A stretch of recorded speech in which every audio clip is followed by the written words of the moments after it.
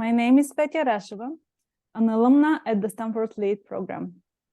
In continuation of the series of interviews on Paths to Power, which were inspired by the Building Power to Lead course of Professor Jeffrey Pfeffer, I am talking today to Ani Filipova. Ani is building a portfolio career, and until recently, she was the Chief Operating Officer, Treasury and Trade Solutions for Citibank in the Asia-Pacific region. Welcome, Ani. Welcome, Petya. Great to see you, and thank you very much for inviting me. Thank you very much for being with us today. Ani, it is quite an extraordinary fact that a Bulgarian was in charge of an American bank in the Asia-Pacific region. Would you please give us a brief overview of how did that happen? Well, I don't know, extraordinary. You know, for me, it's quite normal because I walk this path and I know all the obstacles and failures and setbacks on the way. So for me, it's kind of real. Maybe from the outside, it looks extraordinary, but it's it's actually a normal development of a career. So you mentioned that I was the Chief Operating Officer for Treasury and Trade Solution, and just to add a little bit more dimension to it, it's one of the core products of Citibank. It's called the jeweler in the crown. And it operates in more than 90 countries. It's the strength of Citibank to offer services to its clients all around the globe. We 16 countries, including China and India, which is like 1/3 of the world, 2 billion business. We had around 7,000 people across Asia. So it was a great business, a great learning. I was based in Hong Kong, and before becoming a COO, which happened in 2015, I used to work in again Citibank in Singapore, covering again the Asia region, but I was in a different function.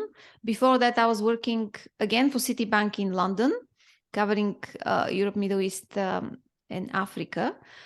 Before that, I was a founding member of Citi Bulgaria, which we opened in 2000. And before that, I was in Raiffeisen, a Greek bank, and I started my career in a Bulgarian bank, United Bulgarian Bank. And I never thought I'm going to be a banker at all. That was not the plan. I actually loved travel, and my passion to travel made me look for opportunities for international organization. And this is how my career jumps happened. Okay, is this company going to help me travel? Yes. Okay, great. So I'm going to apply. That's how it happened. Passion for travel sounds familiar. And Ani, looking back, what do you think has been critical in your path to power? I think I knew. I said that I didn't plan to be a banker, but once I started, there were several things I did. Well, the first was that I took any opportunity, any project, anything that came my way, regardless of what it was, because I wanted to learn. So learning a diverse kind of area in the bank, actually learning all the areas in the bank was my goal, because I couldn't imagine that I am going to be a specialist in one thing and I'm going to do only one thing all my life. It just, it didn't align with my temperament and my interests, because every 3 to 4 years, I feel that I need to do something different or live somewhere else or do something. I just can't stay stale and in one place. So that was it. That was the thing that drove it. It was I wanted to be generalist, and I wanted to become a boss, big boss. That was what I was thinking. I never thought it's possible. I never thought it's going to happen. I just was thinking, well, that's what I want. It sounds crazy, but yeah, this is what I want. And I did several non-traditional jumps in my career.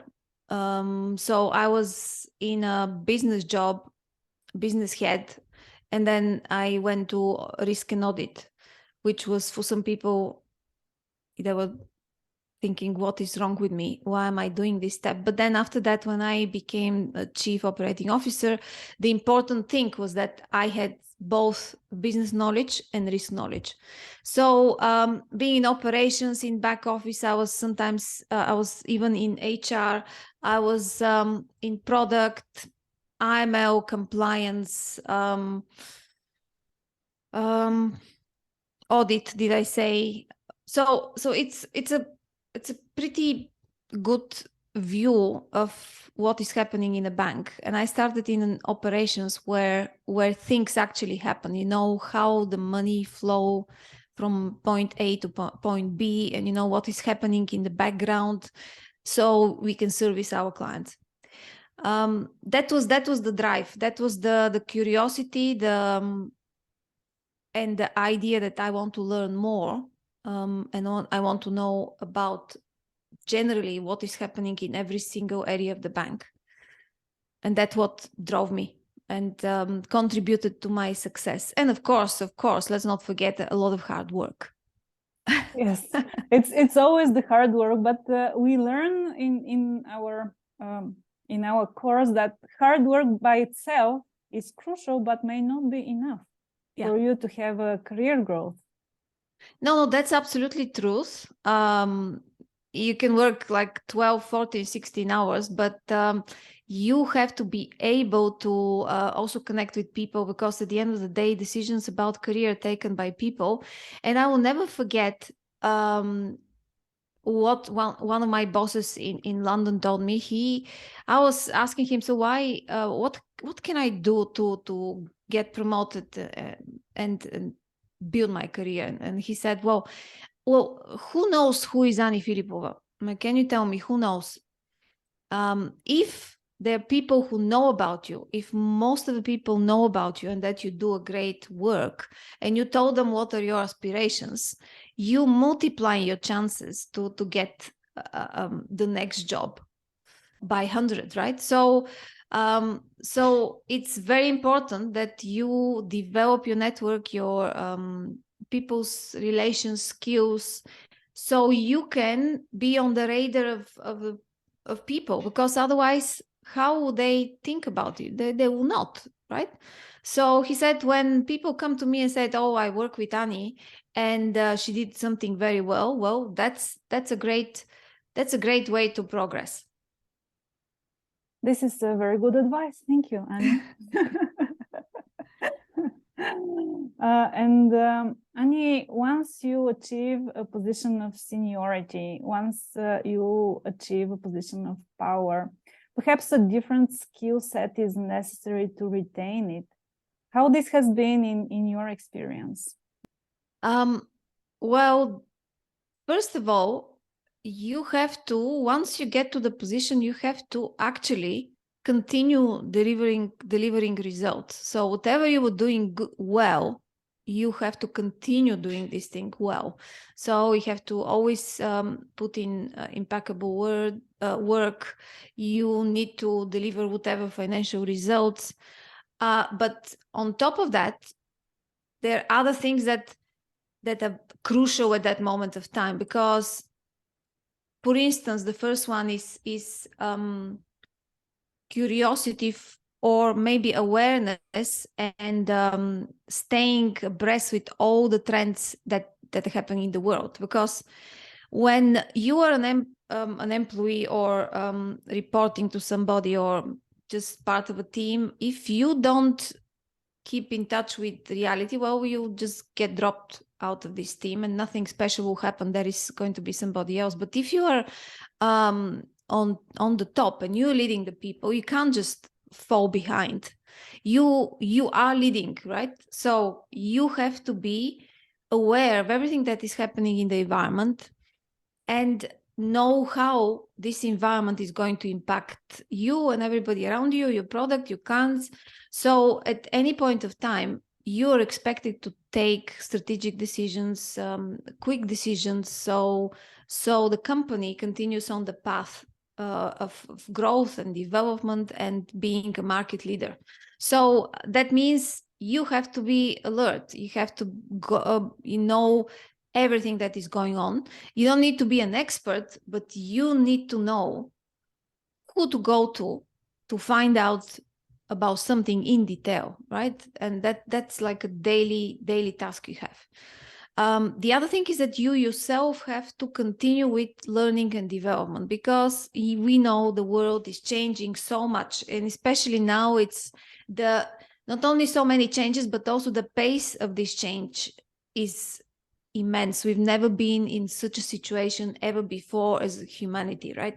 There's so many new things happening that you have to continuously educate yourself. And it's not like you're not waiting for somebody to educate you. You just have to start using all the new tools, understand how they work, understand how they can make your life better, the life of your subordinates better, and how anything that is new can contribute to a more efficient work.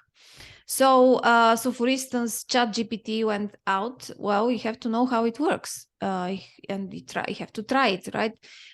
In any other app, anything else that is happening. So, it's self-learning as much as part of whatever learning and development there is in your organization. You have to be self-learner. You have to be very keen to do that nonstop. And last but not least is the relationship and network. Excuse me. The relationship and network with people is what is going to elevate you, because at the end of the day, it's not a computer to computer, company to company. It's person to person. The way we speak with you, it's your project. It's not your project talking to my portfolio career. It's Annie talking to Petya, which means two people, right? So we have to really excel. Actually, we have to excel at working with people, understanding what drives them, and making sure they're in their top form so they can perform. And that's a great responsibility, which is very important for a leader. So these are some of the things that I can say. So, and honestly, that's something that everybody should do, regardless, are they at a position of power or not? Because if you want to get to a position of power, or senior position, let's say, because position of power maybe doesn't have that great connotation, but I mean, to get there, you have to exhibit all these things. You can't just not. So that's the list. Thank you. And hard work is always there, right? Hard work is always there. It's just that you have to become more and more smarter in the way you work, so you don't kill yourself. Because the more responsibility, the more accountability, everything, your free time diminishes. So you have to be very, very careful to manage this properly. Otherwise, you will suffer. Thank you, Annie. That's great insight. And Annie, you are now building a portfolio career, and you are hosting the podcast Change is Possible. Yes. You made an enormous change in your professional life, and perhaps now you're closer to the dream of achieving a work-life balance. Would you tell us a little bit about that as well? Well, yeah, the topic of work-life balance. I would divide it into two parts: before kids and after kids. Because before kids, you don't think about work-life balance. At least I didn't. So for me, I mean, I was doing a job that I loved. I was traveling. So I didn't really count how many hours I work. And I'm pretty good in managing stress. So, and speaking up if something is going in a way that I really don't like it. So, managing work life only became a topic for me when I had my kids. And this is when things become really, really difficult, because you, at any point of your day, you have to constantly take note of the time and plan everything meticulously, so you don't waste this precious 1 hour or half an hour which you have free, right? And it's all around how I can be more with my kids, with my husband, and have a personal and develop my personal interest as much as I work, because the main cause of burnout is basically not about, it is about how hard you work, but there's so many people who work hard and they still feel really passionate and they have no issue with stress, etc. It's about seeing that the things you want to do, you never have time for them, and you don't have time to sleep, and these are two factors that can impact you, and you start thinking and feeling down. And once you start feeling tired, feeling down and uninspired, that can spiral, and you can't find joy in anything. So with the kids, it was, my day increased. So I had to, I mean, because we have 24 hours, right? So these 24 hours, they don't increase, they don't become 36 when you have kids. No, they're the same. So you have to sacrifice some stuff. So you have to prioritize and see what are the top things that are important for me and go with them. But it's when you have a work that you like, and let's be honest, you can't like 100% of everything you do. There is 50, 60, sometimes 40, 30, some percentage that are things that, you have to do admin stuff and, chores and this and that. So you have to really focus on how to make this more effective and how can you make this faster. So then the important things can take the time, the quality time. That's how we balance. And I always felt that I don't have time, always. And always you have to balance nonstop at any moment the time that is passing, and it will never come back. And that's one of the reasons why I decided to leave the corporate life at one point, because I wanted to use time better. Because we forget that our life is limited. It's not forever. Sometimes we live as if we are going to live forever, right? Okay, I'll do this tomorrow, or I'll do this next month, and I'll do this next year. And then the time passes, and then you wake up one day and then 10 years has passed, and you haven't done any of these things you wanted to do. And then there is a time when you can, in my case, I said, well, there is no other time. My kids are 9 years old, 10 years old. If in the next several years I don't use my time better, I am not going to be able to create the relationship with them, which will be the base for our life after that. They will become teenagers, and they will be not interested to spend time with me that much. So I said, I don't have other window of opportunity. That's it. This is the window of opportunity, and it's going to close in 3 years, 4 years. So I have to act now. And this is what drove my decision to leave the corporate life and start developing a portfolio career. So portfolio career is nothing else but a collation of initiatives, projects, gigs, services that you offer, which you don't have a boss, you're the boss of yourself, and you choose what you want to do, and you choose with whom you want to do it.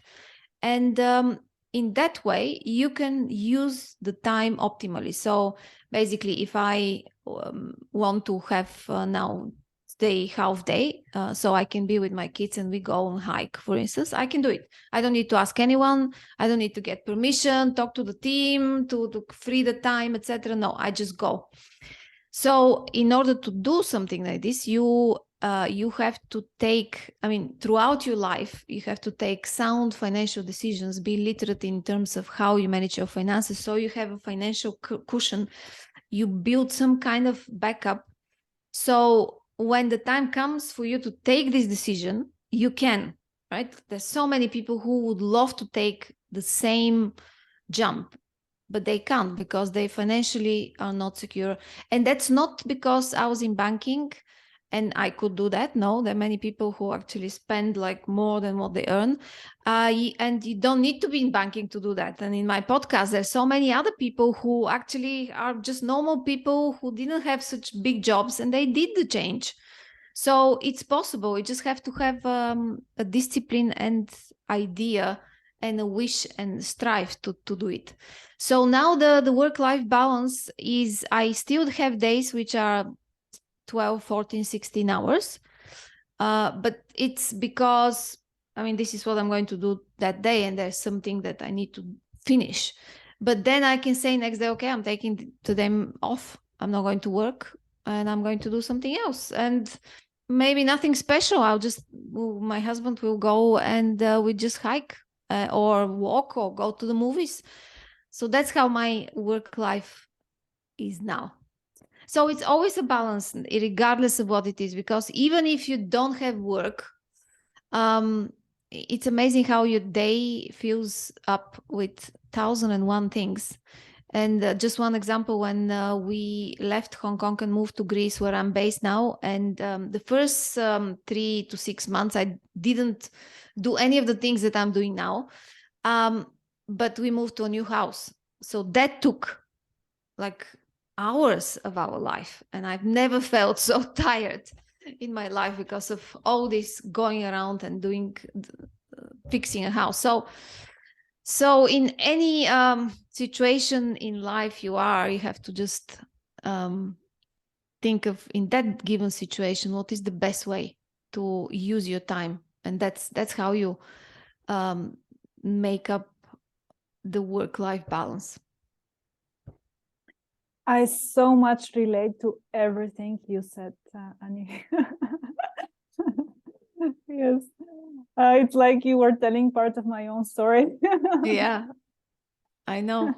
Thank you very much, Annie, for this conversation on my behalf and on behalf of my classmates at the Stanford Lead.